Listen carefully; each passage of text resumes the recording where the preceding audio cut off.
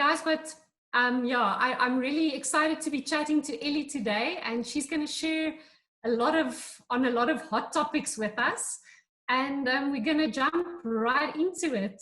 Welcome, Elli. Thank you for taking time to chat to us, and I'm honored to hear your thoughts on these hot topics today. So please share with us how you got started in this industry, and also the equipment that you started out with, and how did you build up your kitchen and like up to where you are today.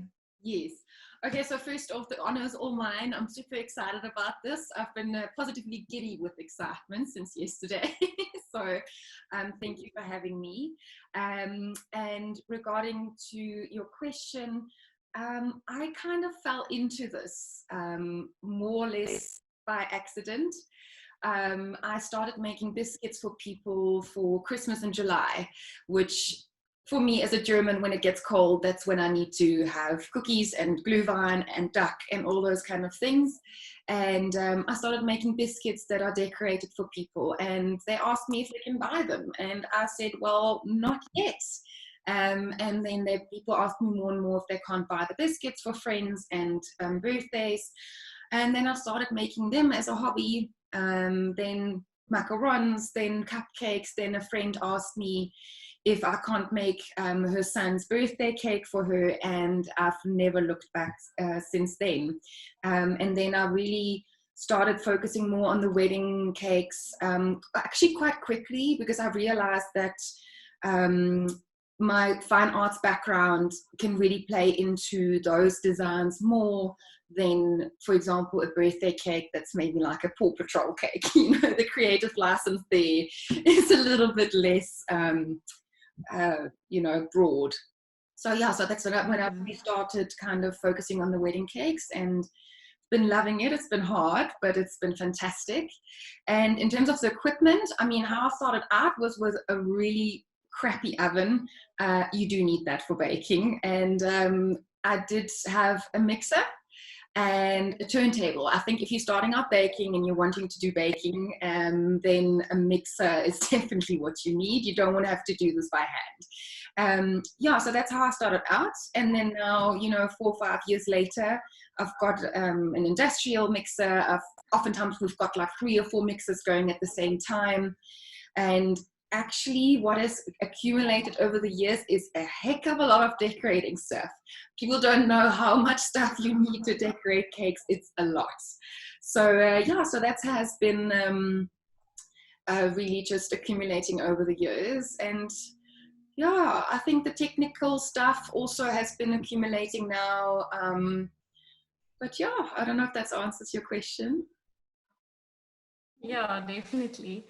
And I want to know the process that you take your clients through to design their dream wedding cake, and also how much do the trends play a role in your design process? Yes. So with my clients, it's a very personal kind of process that we go through. So for me personally, I like designing things that really kind of incorporate all the different designs from the big day. So whether it's the lace on the dress, or the flowers, or the monogram, or the overall feel of the big day. So it really needs to encapsulate how unique the couple is and how unique their big day is.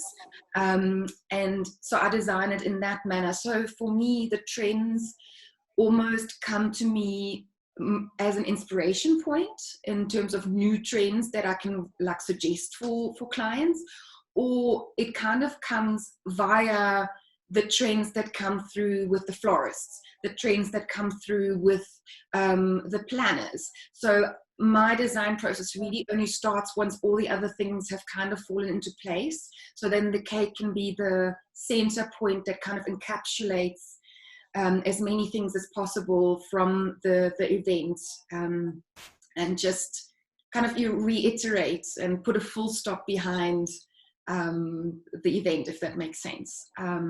So yeah, so for me, the design process and the trends really come in via the florists and the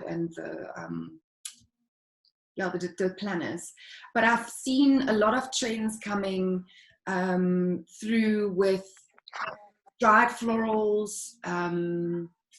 There's a lot of textural elements, and what I find very exciting is that the artistic voice gets captured a lot more. So people come to a certain artist rather than to a bakery, and this is the design, make it for me, go. It's more of a, well, what is the style that I'm looking for? And then the artist can really explore a little bit better what they I'm not sure if I'm doing. Can you see? Oh, can people, if you are joining, unmute yourself, because I'm doing this for the first time as a host. You could just mute. Yes, there we go. Perfect. Will you keep an eye on that? Sorry. I will. No worries. Okay. Yeah, sorry, I'm throwing Elli in the deep end here. My Zoom was being crazy this morning, and now she's hosting the meeting, and I through the technical stuff as we go. No, my friend was saying every single person in the entire universe is on freaking Zoom right now. Yeah, well, we got to utilize the online platforms, eh? Absolutely. There we go. Okay. Anyway, I wanted to ask when working with clients, obviously you have received some negative feedback. Just stop Tanya's video. Yes. Sorry, Tanya. Love you. We don't want to move. Maybe I'm clicking on my side, and then you're clicking it also, and then it just, But I can't click it on my side because I'm not the host. No. Oh, you see. Sorry. Okay. Hosting is hard, guys. I can do this. You're multitasking. You multitask. Fine. I think I'm a girl. I can do this. Okay. Yeah, and you work in the wedding industry, so you're used to multitasking. Exactly. It's like, throw all the stuff at me. Just bring it on. Bring it. Okay, cool. Yeah. So on that, I wanted to know, when was the first time that you received negative feedback from a client, and how did you handle it? And what advice do you have for us on handling maybe negative feedback or a demanding client? Yes, so I think this is quite a sensitive topic, right? Because everybody always goes, no, I've never had negative feedback ever. My stuff is perfect. But it does happen, and it's something that we need to prepare for, and that we kind of need to, especially now in this time when weddings are getting cancelled, the projects are falling through and being moved, there's a lot of disappointment with that as well. So I think it ties in nicely with the general sense of disappointment at the moment. So for me, I think the question can be answered in 2 points. I'm firstly going to talk about my experience and how I do it with negative feedback, and then I'm going to talk a little bit about how you can actually avoid getting the negative feedback in the first place. Okay, so for me, what has happened before is somebody's, messaged me and emailed me that they weren't happy with the product that they received. And I had to sit down very hard and just kind of take a moment to reflect on it. And I would recommend the same for anybody else. Was this my fault, or was the expectation not met from my side, or did they expect something completely different and it was in their mind? So for me, it definitely was my fault. And I started crying because I hate disappointing people. Absolutely hate it. But then, it's just a matter of going, well, how can we fix this? Because the thing is, if you're a small business, good word spreads so really, and it doesn't spread quickly. It takes so long to get a good word of mouth going, and negative feedback can really ruin your business, so it's something that you really want to make sure you try to fix. So I sat down and I apologized. I think your lawyer would probably tell you not to do that, but if it is your fault, I am absolutely in the boat of, if it is your fault, you apologize. You make the client feel heard. I think that's the only thing. Just imagine, or just think about any moments when you felt you've been wronged. Like, what do you want? You want somebody to hear that you're upset. You want somebody to understand that you're not okay, and that this is really something that has impacted you negatively. So that's what the client wants. They want to be heard. So make them feel heard in the best way you can by going, well, I'm really sorry you're upset. I can see that this is something that's really impacted you, or however you want to phrase it. It's just a matter of make the client feel heard, and apologize if it is your fault and try to fix it. What can I do to make this better? I know there's not anything that I can do in the past to make it all right, but what can I do now to make this any better? And for me, that meant paying back some of the money that I got paid for the cake, and just thank them for their understanding. I don't know if that answers that part of the question. So yeah, for me, it's actually about making it heard, make them feel heard and understood. And also, you just need to understand that oftentimes it doesn't necessarily mean that you've done something wrong. For the couple, you need to understand that these are extremely stressful times. There's emotionally charged times. They family fights, whatever, you don't know what's going on in their lives, right? So just assume that they're going through a rough time and try to be understanding. And if it isn't your fault, again, make them feel heard, that they are feeling upset, and acknowledge that, and then take it from there. So I think these are very emotionally charged times because there are once-off events. It is extremely stressful for all of us. So I think just a little bit of humanity will go a very long way when it comes to those kind of issues. In terms of avoiding people getting upset with you in the first place, I think the biggest thing that I had to learn is you have to manage your clients' expectations from the get-go. What is it that you will provide? What is it that they will get? When and how? So I think that is the most important thing, even while you are trying to fix something. Manage the people's expectations, manage what they expect from you. And that's why I send out a humongously long email to all the clients in the beginning, because I just want to set out, this is my process, this is what you're going to get from me, this is what you're going to receive, and this is what it's going to look like. Phone them back when you say that you're going to phone them back. If you can't, then apologize again. So just be a man or woman of your word, and then you can really cut out a lot of these disappointments from the get-go. Yeah, and I think that definitely also builds a relationship of trust with your client. Absolutely. And on that as well, pricing, I think, is also quite a sensitive topic to figure out with your clients. If you tell them this is what you charge and you see their jaws drop to the floor, how do you go about your pricing strategy and you're managing the client's expectations within that as well?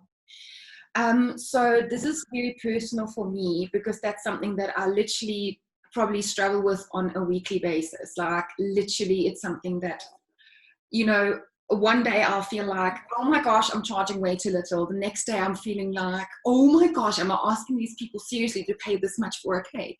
But I think, again, we just need to go to the root of the wedding industry, and realize that the pricing, when clients come to me and they're like, okay, so just because it's a wedding cake, it's all of a sudden triple of what a birthday cake is. Why is that? And people don't understand that we give up our social lives in the wedding industry. We give up our weekends for their big days. We make sure that we've got their best interest at heart. And we should be compensated accordingly. And quite frankly, I think a lot of people actually undercharge. And I would like to call out on everybody here who is an artist, who, whatever you do, whether it's dresses or planning or whatever it is, make sure you get compensated for your time. This is not a hobby. And oftentimes when people don't charge properly, that's when other businesses that try to do it excellently go under. And that's really kind of sad. And I think I've spoken to many people that have got a similar kind of understanding with this, and a similar frustration of people don't understand what we give up to be able to make their big days a reality, and to make them feel like we've got their backs, like we are full on with them, and we want to make their special day as special as possible. So I always like to think about it this way. I kind of feel like the wedding industry, the creatives in the wedding industry, they're like the surgeons of creatives, if that makes sense. You know, they work the long hours. They make sure other people's benefits come first, and they put their social lives aside, family, friends, weekends, long hours, night calls, whatever it is. But again, they get compensated accordingly, and I think we need to start thinking about ourselves like that. We're like the warriors of the creative industry. So yeah, that's a good analogy. And for myself, I've actually put a very high minimum order amount in place, because firstly, this is what I should be paid. I have worked that out very carefully, and I'm not overcharging. And on the other hand, I also feel a social responsibility to kind of be at the forefront of charging properly, because so many people are scared of charging properly for their work. And I really do feel very strongly about being that person that people can go, okay, cool, she charges that much. Oh my gosh, is she crazy? Maybe I can charge a little bit more. I really want to just encourage everybody out there who's in the wedding industry to charge properly, know your worth. And for all the brides and couples out there, please understand, for having your back, we need to be compensated accordingly. Yeah, I think that's a good analogy. Yeah. And then the situation in the world right now, and where we are currently at, it's quite challenging times. How are you handling the situation? What are you keeping yourself busy with? This is a time for businesses to reflect and spend a lot of time online. And I think we have some opportunities there to up our skills online, and to reevaluate our businesses almost, and put certain systems and things in place. So yeah, how are you spending your time to grow your brand online? So I think one needs to acknowledge first that these are really trying times for, I think, everybody, but I think small businesses in particular, because, you know, month to month, these are payments that we rely on to be able to survive and to do what we do, and all of a sudden they have fallen away. You know, and I've kind of started thinking about the impact this will have on my business. It won't have an impact only for a month or 2 months in this time that I don't have cakes. It will actually have an impact for up to a year, because those cakes that then get moved, those dates won't be available for other clients to book new. So one needs to really be realistic about that and think ahead. But how I kind of try to combat that is I've really started using online platforms more and more, and really try to push for that. Just, you know, this is such a great time to be social in a manner that, you know, this affects everybody.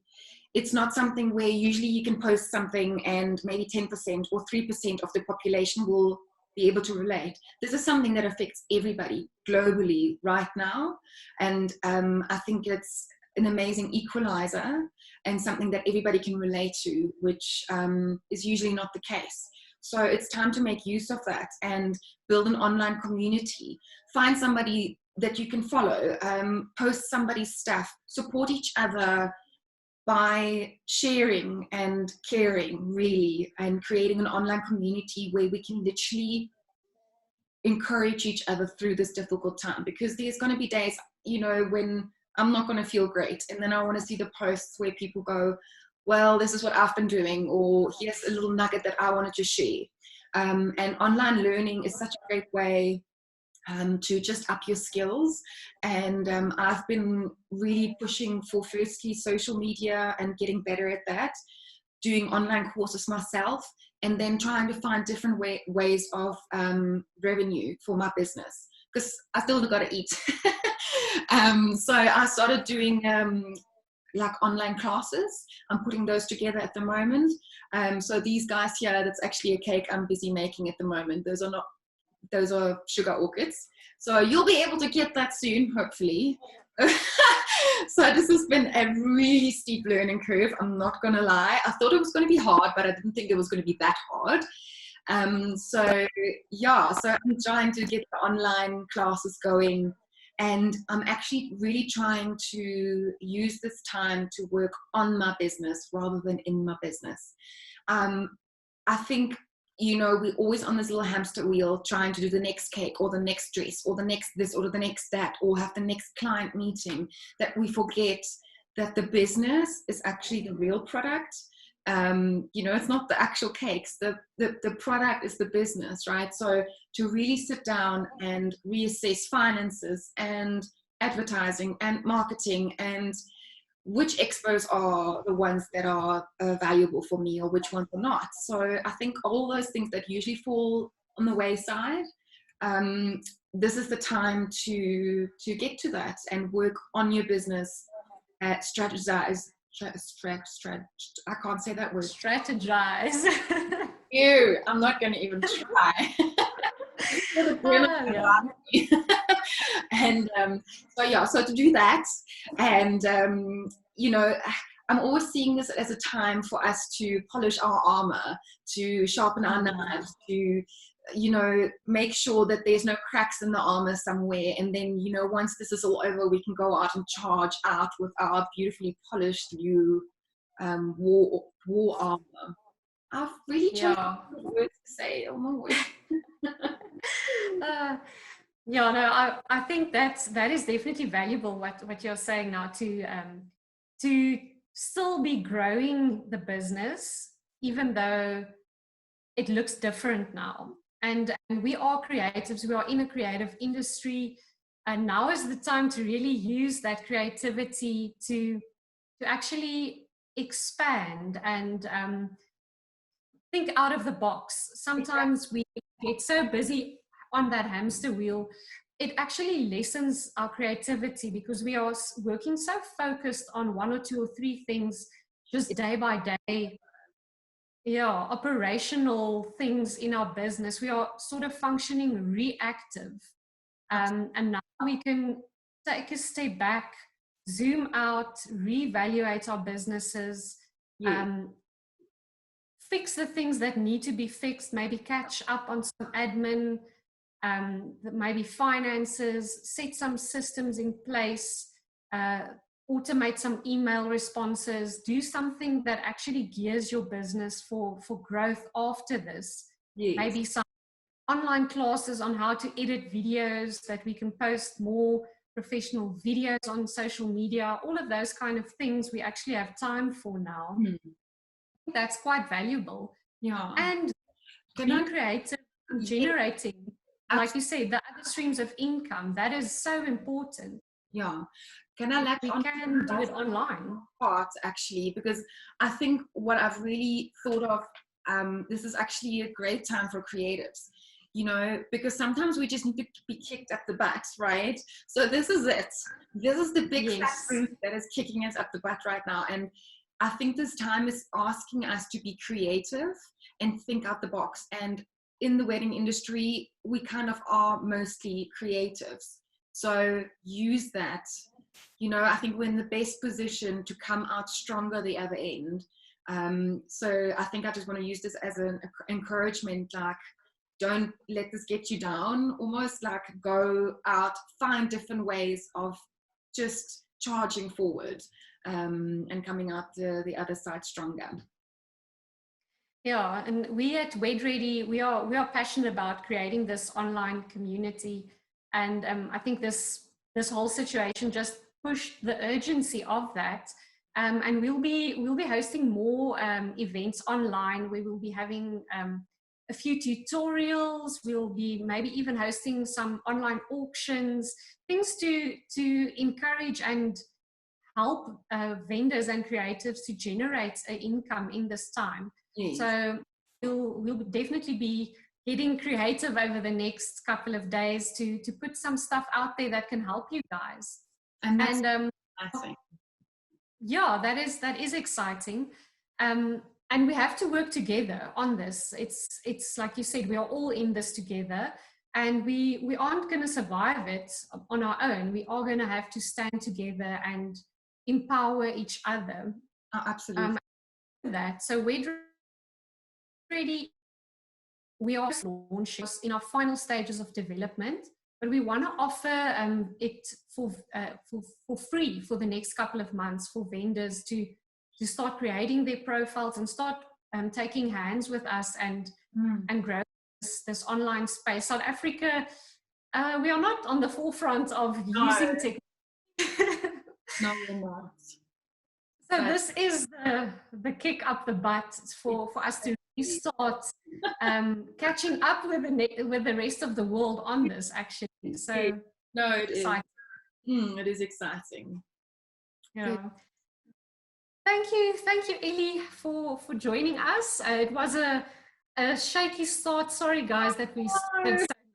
But I hope that did this right in the end.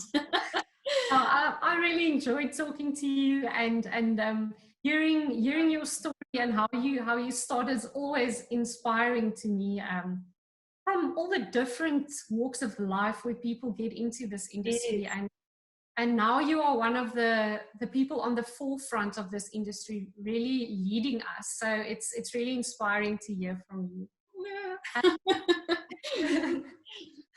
So guys, we'll be sharing this video a bit later on our YouTube channel, so we can still share links to people who maybe missed the live interview now that we started. So it's okay. But yeah, it was fun, and please share with us, share it on post. Yes, comment on it. Yeah, we'd really like to hear if you guys could take something valuable from this conversation. Is there time for questions? I think we'll have 5 minutes or so. So if you guys have a question for Elli, please pop it in the chat. Yeah. Anything. So now is your chance. Put Elli on the spot. Oh no, please don't. No, but seriously, if there's anything you're wondering about, let me know. How long have I been in business? Good question. So I started in 2014, but then I worked part-time for quite some time, doing a lot of other jobs, weird jobs, oh my word. And that was about two and a half years. And I think I started full-time with the business in 2018. So it's in terms of it being full-time, it's actually not very old, if that makes sense. Yeah, so there you go. Don't know if that answers your question. 27824. I have one last question for you. At what point did you, you said you started part-time, so then obviously you were using, I guess, your home kitchen. At what point did you start renting a kitchen and space to work from and employing people? At what did you make that decision? So that was quite a hard decision, actually, and it just got to the point. It made business sense. I was having more orders that I could handle on my own, and the space was just not manageable anymore, and it was not conducive to running my business.